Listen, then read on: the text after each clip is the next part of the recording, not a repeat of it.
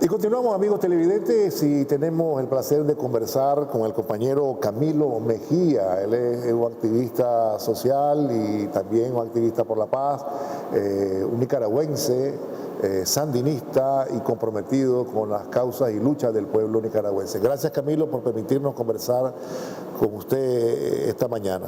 Gracias, Alberto. Es un gran placer estar en tu programa. Camilo, quería comenzar por la celebración. Sabemos que llegaste el Día de la Alegría, que has tenido la posibilidad, que tuviste la posibilidad de ver los festejos, de participar en el acto de conmemoración del 44-19. ¿Cómo viviste ese día, este 44 aniversario del triunfo de la Revolución Sandinista? Fue la noche más feliz de mi vida, realmente. Antes de eso tuve la oportunidad de ir a las vigilias y eso fue también una increíble experiencia para mí, porque ahí queda más que claro el júbilo y la alegría de un pueblo libre, de un pueblo soberano que se está preparando para celebrar un aniversario más de su revolución.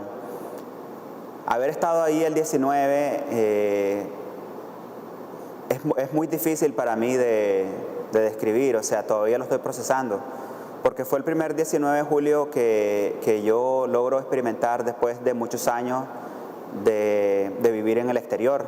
Cuando yo iba a las celebraciones del 19 de julio, por lo general veía todos por detrás de la tarima, ¿no? Porque iba con mi papá y siempre íbamos, ¿no? Y eran horas de ensayos con los músicos y después lo veíamos todos desde atrás. Y no tenía realmente la conciencia social que tengo hoy en día.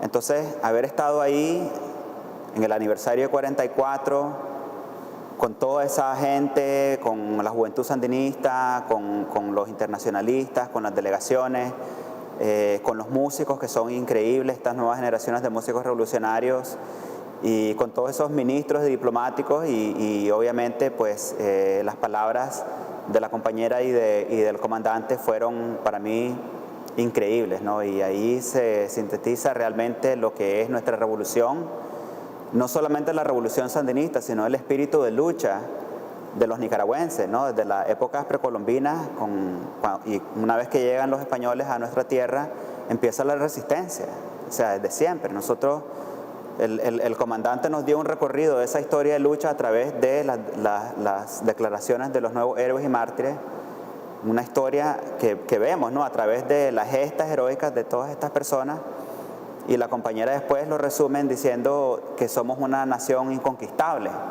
¿verdad? Y eso quedó muy claro. También somos una de las revoluciones más musicalizadas del mundo, y esas canciones de revolución, de resistencia, cobraron una vida y un poder en ese momento que yo jamás había logrado. Que yo no tenía conciencia de la belleza y del significado de la música revolucionaria, pero haber estado ahí con todo el pueblo, pues con el comandante, con la compañera, con este montón de personas internacionalistas, y haber oído esa gesta revolucionaria a través de la música fue algo increíble para mí. Nunca había experimentado una cosa tan bella, y realmente te digo sinceramente que me costó contener las lágrimas por las primeras 2 horas que estuvimos ahí. Fue realmente una experiencia única para mí. ¿Tuviste la oportunidad de encontrarte con amigos, compañeros que también están comprometidos con estas luchas, que defienden el proceso nicaragüense y que están constantemente también, al igual que vos, escribiendo, denunciando, aclarando, llevando la verdad, el mensaje de la verdad, ¿no? al mundo? Y eso fue también una oportunidad para intercambiar, ¿no? ¿Has podido intercambiar? Sí, pues logré ver a varios amigos con los que trabajo alrededor, ¿no? De todos estos intentos de golpe en Latinoamérica, pero sobre todo en Nicaragua, grupos de compañeros internacionalistas que viven o en el exterior o aquí mismo en Nicaragua. Entonces eso también fue muy lindo, ¿no? Poder encontrarme con compañeros como Brian Wilson, pero también con periodistas como Max Blumenthal y como Ben Norton, la compañera Nan McCurdy, Steven Sefton, John Perry. Son personas con quienes hemos hecho un trabajo para combatir la desinformación alrededor, ¿no? de todas las acusaciones falsas que se hacen sobre nuestra revolución, diciendo que somos una dictadura, diciendo que somos una tiranía, y nosotros hemos estado ahí pues, en la vanguardia del movimiento internacionalista para desmentir todas esas cosas. Entonces poder venir a Nicaragua y encontrarme con ellos también fue una experiencia muy, muy linda, ¿no? Y pues es parte, ¿no?, de un todo, ¿no?, de una experiencia mayor que incluye también pues encontrarme con miembros de mi familia, con amigos, con la revolución, con el pueblo, con nuestra cultura. Entonces creo que van a pasar muchas semanas, meses, probablemente años para que yo pueda procesar todo lo vivido estos últimos días, pero sí ha sido una experiencia increíble para mí. Has dicho que tu mayor orgullo es ser nicaragüense, pero además sandinista. Explícanos un poco ese sentimiento. Claro, pues yo tengo una vida que ha tenido, digamos, ha dado muchas vueltas. Nos fuimos a los Estados Unidos cuando era muy pequeño, en parte porque se recrudeció la persecución en contra de los sandinistas en la clandestinidad. Mi mamá era una de ellas y nos fuimos para Estados Unidos, mi papá se fue para España y vivimos aproximadamente un año ahí. Después nos fuimos a Costa Rica, que mi mamá nació en Costa Rica y tenemos la nacionalidad costarricense. Y ahí una vez más se integró al movimiento clandestino sandinista y fuimos parte de la revolución en la clandestinidad en Costa Rica. Y después venimos a Nicaragua con el triunfo y vivimos pues la primera etapa, ¿no?, de la revolución post-triunfo. Después de eso volvemos a Costa Rica, después nos vamos para Estados Unidos y ahí transcurre la mayor parte de mi vida adulta. Al fin de mi adolescencia me gradúo de la secundaria y voy a la universidad, me enlisto en el ejército. Y a través de todo ese tiempo yo realmente no tenía una conciencia social, no tenía un sentido histórico de lo que era la revolución o de lo que era la intervención estadounidense en nuestro país, en Latinoamérica y en el resto del mundo.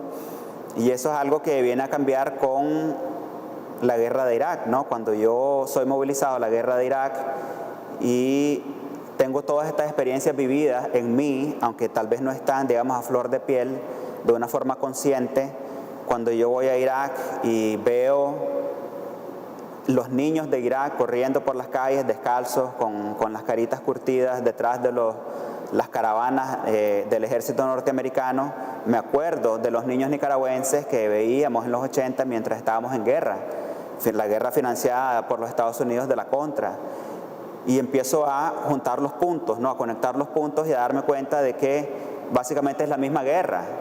Diferente contexto histórico, diferente país, pero la misma guerra de intervención, y empieza a haber un despertar en mí. Entonces empiezan a volver a mí todas esas memorias que yo tengo de la revolución, de haber vivido en Nicaragua.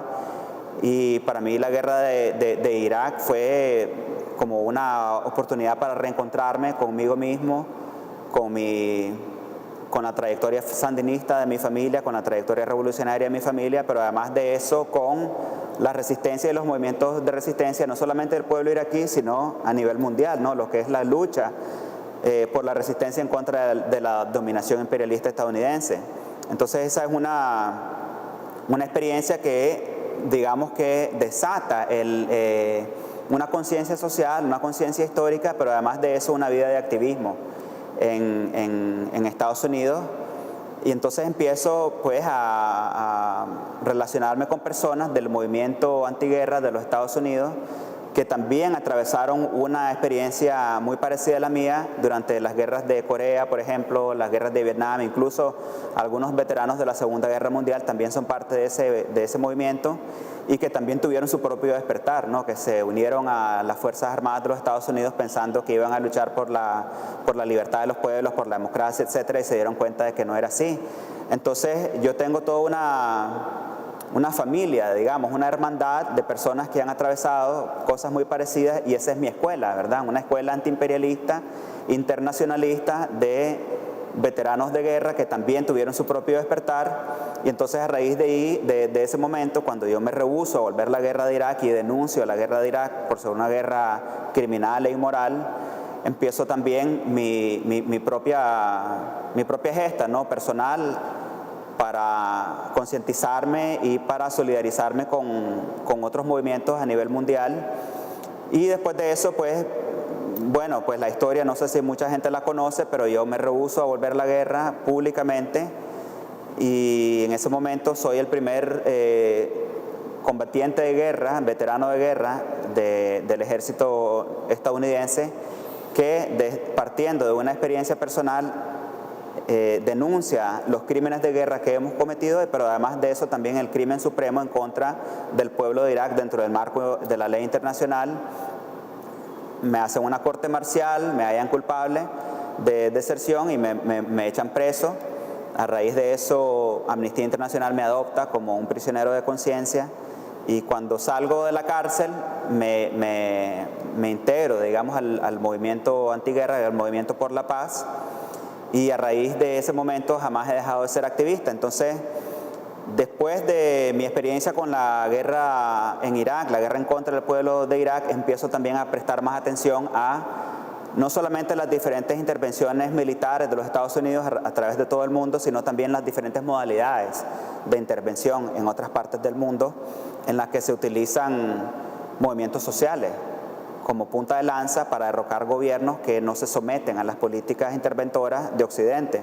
Entonces empiezo a estudiar y a identificar bastante bien cómo son estas nuevas modalidades de cambio de régimen, y cuando veo lo que está pasando en Nicaragua, en mi propio país, en el 2018, y me empiezan a decir que el gobierno está matando estudiantes, que están saliendo los activistas ambientalistas, los feministas, los trabajadores, los ancianos, etcétera, porque el gobierno los está masacrando. Entonces empiezo a poner más atención a quiénes son estos movimientos sociales, quiénes los ha financiado, quiénes los ha entrenado, y empiezo básicamente a ver la misma modalidad que he visto en otros lugares, como por ejemplo en Siria, en Ucrania y en diferentes partes del mundo, y me doy cuenta que lo que está pasando es un intento de golpe blando, ¿verdad? Que de blando no tiene nada, como sabemos muy bien los nicaragüenses.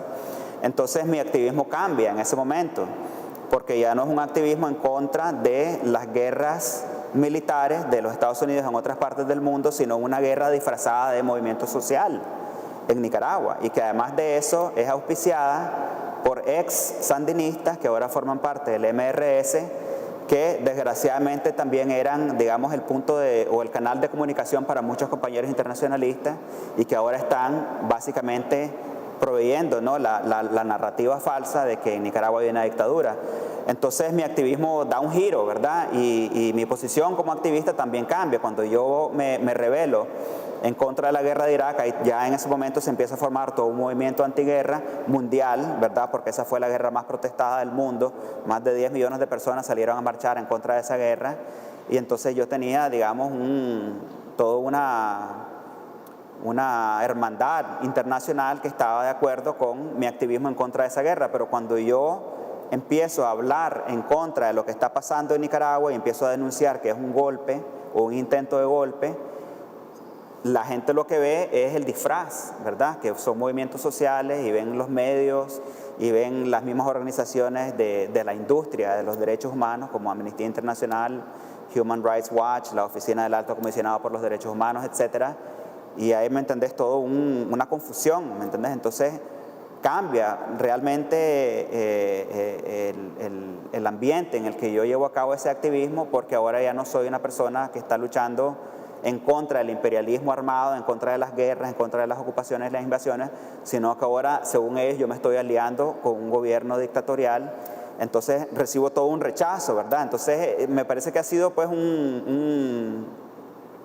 una experiencia bastante complicada, de cierto modo, porque realmente esta modalidad, ¿no?, de intervención es muy astuta, muy hábil, y está muy bien financiada, y lo han venido perfeccionando a través de muchos años. Entonces ha sido todo un proceso, ¿no?, que haya ese despertar en términos de los movimientos de solidaridad internacional, los movimientos sociales a nivel mundial, para que vean que realmente lo que está pasando aquí, si ellos siguen, digamos, el sendero del dinero, del financiamiento, si ellos ven la historia, si ellos ven los diferentes actores que están en juego, digamos, en este nuevo plano de intervención, te das cuenta que realmente lo que hay aquí es una repetición de la historia, ¿me entendés? Con diferentes caras, con diferentes matices, pero la misma repetición de la historia. Entonces, pues yo continúo con mi activismo, yo continúo defendiendo la revolución, continúo siendo antiimperialista,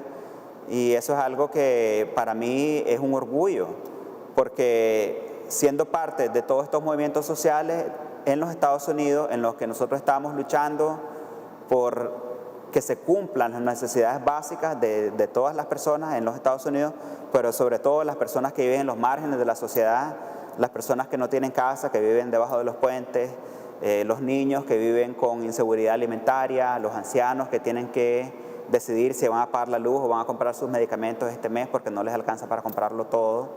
Y veo que en Nicaragua, que es un país con un presupuesto bastante más pequeño, nada que ver con el desarrollo de los Estados Unidos, nada que ver con la tecnología, con el capital, con la industria, y aquí esos son logros de la revolución, son cosas que todos los nicaragüenses tienen a su disposición, que todos los nicaragüenses, incluso personas de otros países, que vienen aquí, pueden ir a la universidad, que vienen aquí, pueden ir a un hospital sin que les cobren miles de dólares por una consulta de 5 minutos. Entonces yo veo lo que está pasando aquí y yo veo que en el país más poderoso, en el país más rico del mundo, nosotros estamos luchando por esas cosas básicas, a capa y espada realmente, luchando por esas cosas básicas que aquí todos tenemos, todos los nicaragüenses tenemos acceso a esas cosas. ¿Cómo es posible no sentir un gran orgullo? No sentir un gran orgullo por eso, porque nosotros con tan poquito logramos hacer tanto. Y ahí ya con tanto, realmente lo que están haciendo es tratar de quitarle cada vez más a la gente. Entonces por eso yo siempre digo que yo me siento muy orgulloso de ser nicaragüense, pero sobre todo también de ser sandinista, porque nosotros somos un modelo para los movimientos sociales y para todas las personas que están luchando por un mundo más justo y un mundo mejor alrededor de todo el mundo. Has dicho que y has explicado que las modalidades han cambiado, pero son un testigo y protagonista de la agresividad del imperio y del invento de la guerra, ¿verdad? Porque la guerra de Irak también se fundamentó bajo una mentira escandalosa, que habían armas de destrucción masiva, la televisión, los grandes medios de comunicación filmaron esa guerra, acompañaron a los Estados Unidos en esa invasión, la denunciaste y has podido constatar que el imperio solo quiere someter a los pueblos. Eso lo has dejado claro. Continúa esa hazaña, ¿no? El imperio continúa actuando de la misma manera en lo que como ha actuado durante toda la historia, ¿no? Exactamente, sí, en esencia continúa actuando de la misma manera, pero se ha transformado también ese tipo de intervención. Al principio lo que veíamos era una intervención económica a través de los llamados tratados de libre comercio, por ejemplo, ¿verdad? A través de los tratados de libre comercio, que eran, digamos, una de las grandes mentiras de la supuesta democracia que ellos tratan de imponer alrededor del mundo, que es básicamente convertir a los países pequeños en mercados baratos para el capitalismo. Empezamos a ver un rechazo masivo en contra de esos tratados de libre comercio y esas reformas alrededor de todo el mundo. Pues uno de los casos más famosos es en Francia, pero antes de eso incluso lo vimos en Grecia, también lo hemos visto en España. Lo vimos a través de toda Latinoamérica, lo vimos en Chile, lo vimos en Ecuador. Entonces ellos necesitan nuevas modalidades también para imponer esas políticas. Entonces, por ejemplo, durante la pandemia vimos que también se utilizó bastante eso como excusa para que muchos países pararan su economía y querían que aquí también paráramos nuestra economía, que nosotros dejáramos de producir. Entonces, llevar a cabo la misma política económica, diciéndole a los países que en aras de la salud pública, de la seguridad social, la gente tiene que quedarse en casa, tienen que parar de producir, y aquí están estos préstamos del Fondo Monetario Internacional, del Banco Mundial, y no se preocupen que nosotros les vamos a ayudar, nosotros les vamos a dar financiamiento, lo cual es la gran farsa, ¿no?, de los tales préstamos, que vayan a endeudarse y ahora tienen que abrir las compuertas de sus recursos naturales, de su mano de obra, para que nosotros lleguemos a saquear la riqueza nacional. Entonces lo que estamos viendo realmente es un movimiento de dominación, que es el mismo movimiento de dominación, la misma intervención de siempre, pero con una cara diferente, ¿no?, utilizando diferentes recursos que ellos tienen. También tenemos el ejemplo, por ejemplo, del cambio climático. Nadie puede negar el cambio climático y todo eso, pero ahora ¿qué están tratando de hacer?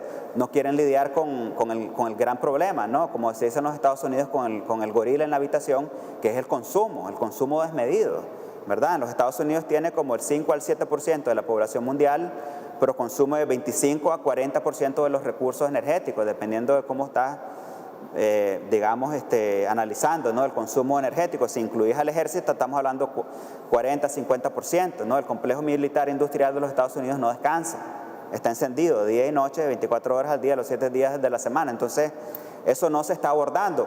Cuando yo vine aquí la primera vez, hace ya unos cuantos meses, en enero, estoy en la casa, en el apartamento de mi familia, con mi hermano, y mi hermano me dice, oye, apaga la luz, que vamos a perder el subsidio. Yo digo, que, ¿me entendés? Que ha agarrado este maje, no, qué codo. Y después veo que realmente sí hay un subsidio, ¿verdad? Que hay un subsidio que cuando vos utilizás cierta cantidad de energía y te mantenés por debajo de un cierto nivel energético, el Estado te da un subsidio. Entonces eso incentiva que las personas conserven la energía, y al mismo tiempo hay subsidios para las personas retiradas, para las personas de bajos recursos.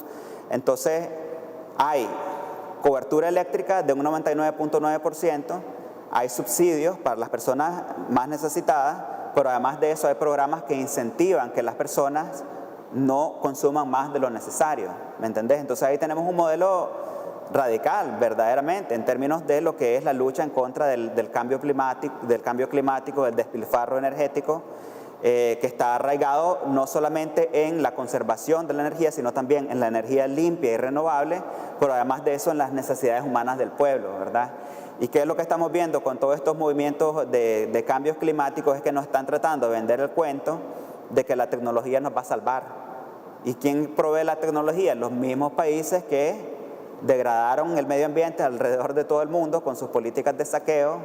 Ahora nos vienen a vender el cuento que nosotros tenemos que dejar de buscar petróleo, dejar de buscar gas y comprar las tecnologías de ellos y utilizar las políticas que ellos nos quieren imponer para, una vez más, convertir a nuestros países en mercados baratos donde ellos pueden venir a vender sus tecnologías y sus supuestas soluciones para el cambio climático. Entonces lo que estamos viendo es que hay una transformación del capitalismo salvaje que ya no puede depender simple y sencillamente de guerras y de invasiones criminales militares ni de tratados de libre comercio, sino que tiene que inventar nuevas causas y nuevos modelos para lograr intervenir a los países y, a través de deudas y a través de grandes crisis, obligarlos a que adopten políticas económicas que tienen como resultado el saqueo de esas pasiones y el empobrecimiento de las poblaciones.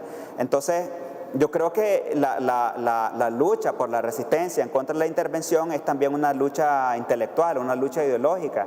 Nosotros tenemos que seguir entendiendo cómo los poderes de Occidente, liderados por los Estados Unidos, obviamente, continúan utilizando todos estos recursos para imponer esas políticas de saqueo en nuestras naciones. Ahora, Camilo, has hablado sobre los avances de Nicaragua. Has dicho que te has encontrado con sorpresa, con grata sorpresa, pues, alrededor del cambio de las infraestructuras, de todo lo que se ha hecho para procurar derechos a nuestro pueblo. Y todo esto es motivo de censura, es decir, los grandes medios solo, además de inventar, además de atacar, y a veces sin fundamento generalmente, también esconden esa realidad que hay en el pueblo de Nicaragua, esa paz, la tranquilidad y el camino a la prosperidad y la manera en que se están haciendo las cosas para llevar al pueblo la salud, la educación, que tenga buenas carreteras, que la electrificación, todo eso no existe para ellos, ¿no? Y ahí es donde ustedes entran, ¿no? Con todo ese esfuerzo que ustedes realizan, escribiendo, publicando, ¿no? Así es, mira, yo siempre que doy una charla empiezo por pedirle a la audiencia que no me crean nada. No crean una sola palabra de lo que les voy a decir, por favor, no me crean. No me dejen convencerlos de nada. ¿Por qué? Porque después llega otro con otro cuento, ¿me entendés? Con una buena cuina y los convence de lo contrario, ¿me entendés? Lo importante es que la gente aprenda a ver, que la gente aprenda a discernir y que la gente no se deje dar a tol con el dedo, ¿me entendés? Entonces, el trabajo sobre la en contra de la desinformación alrededor de Nicaragua y de otras cuestiones que están pasando a nivel mundial es un trabajo de educación y un trabajo de concientización. Entonces yo le digo a las personas, lo que yo les estoy diciendo a ustedes, lo que yo les voy a decir a ustedes, son cosas que ustedes mismos pueden verificar, ¿verdad? ¿Y quién está diciendo que Nicaragua logró disminuir increíblemente la pobreza extrema? El Banco Mundial. El Banco Mundial lo dice, que la gestión del gobierno en aras de cumplir con las necesidades del pueblo, la gestión en el sector público, es un modelo a seguir. ¿Quién lo dice? El Fondo Monetario Internacional. Que nosotros somos un país líder a nivel global en términos de la paridad de género, lo dice el Foro Económico Mundial, ¿me entendés? Te podés ir a las Naciones Unidas, a los archivos de las Naciones Unidas para ver, ¿me entendés?, las tasas de mortalidad infantil, mortalidad maternal, pobreza extrema, pobreza, desnutrición, todas estas cosas, y ver la diferencia, una diferencia palpable, innegable, no se puede negar, ¿me entendés? Cuando hablamos del intento fallido de golpe del 2018, yo le digo a la gente, ahí están los cables de las embajadas para que vean la colaboración entre el MRS y muchos de estos movimientos sociales con la embajada norteamericana y con la Agencia de Desarrollo Internacional de los Estados Unidos, la USAID, por sus siglas en inglés, la Fundación Nacional por la Democracia, o sea que clase de descaro que tenga ese nombre, ¿verdad? Pero la NED, National Endowment for Democracy, ahí están, ¿me entendés?, los reportes económicos, de a dónde fue el dinero, a quién le dieron cuánto, ¿me entendés? O sea, la gente puede ir a todas estas fuentes de datos, de información, y verificar absolutamente todo lo que se está hablando, ¿me entendés? Que no es que el gobierno de Nicaragua mienta, o que el gobierno de Cuba mienta, o que el gobierno de Venezuela mienta, pero sí decirle a las personas, estos no son movimientos revolucionarios, no son gobiernos revolucionarios, estas son las mismas entidades imperialistas de Occidente, las que dicen, las que dejan ahí más que palpado, que aquí hay un crecimiento económico, que aquí hay una gestión estatal en aras de cumplir las necesidades del pueblo, que aquí hay desarrollo infraestructural, que aquí hay cobertura energética, ¿me entendés? Todas esas cosas son innegables, ¿me entendés? El problema realmente es el secuestro de la información que existe y que ha logrado pues lavarle el cerebro al mundo, prácticamente al mundo entero, especialmente en Occidente, sobre lo que está pasando en Nicaragua. Entonces yo creo que el trabajo para mí de lucha en contra de la desinformación es educar a la gente y decirles, mira, aquí está la información. Ellos mismos alardean de lo que ellos están haciendo. O sea, yo siempre me refiero a un artículo que escribió un escritor para una revista estadounidense que se llama El Americano Global, Global American, donde básicamente alardean de lo que pasó aquí en el 2018 y hablan de que miren lo que puede hacer el dinero transnacional.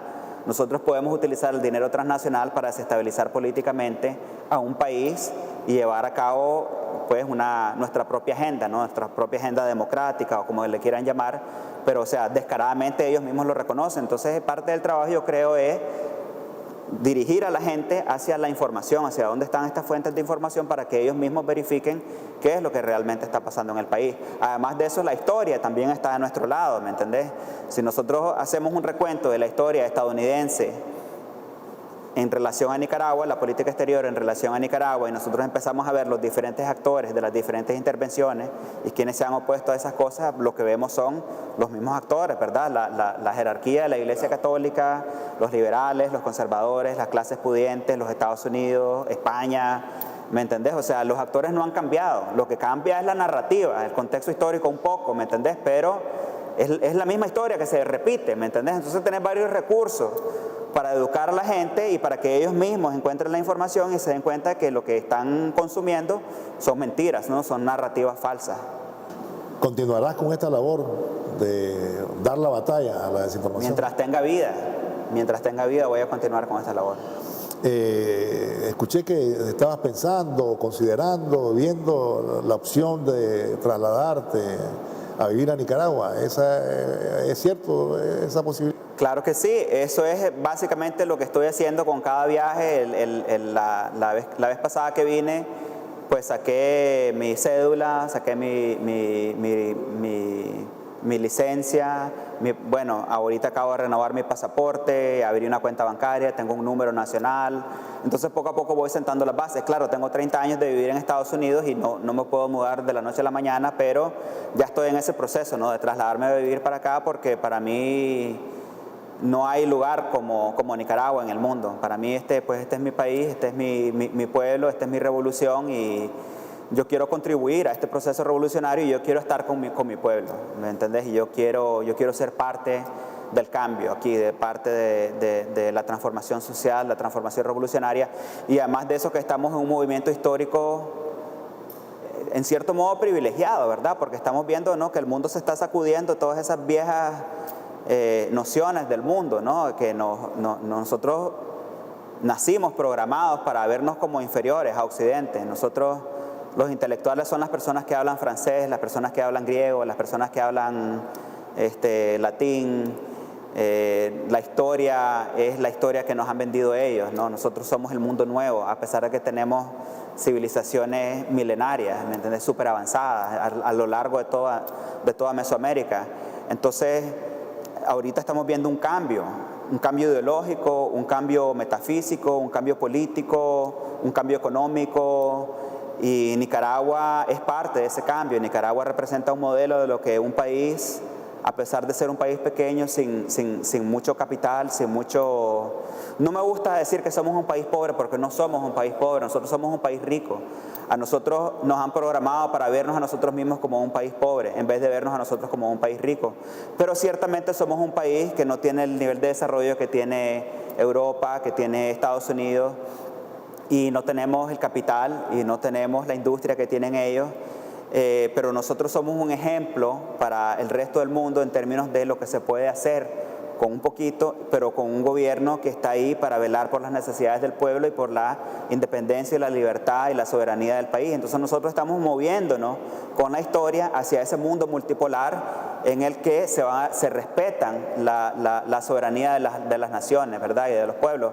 Entonces yo quiero estar aquí en ese momento histórico. O sea, este es un movimiento lo que estamos viendo es un giro, ¿verdad?, en la coyuntura geopolítica, y Nicaragua está del lado correcto. Nosotros estamos donde siempre hemos estado, pero donde debemos de estar en términos de este giro. Yo le agradezco, Camilo, gracias por habernos permitido conversar con usted. Muchísimas gracias. Y bueno, suerte en su empeño de trasladarse y ir a Nicaragua. Vamos a ir a la pausa, no se vayan, ya regresamos.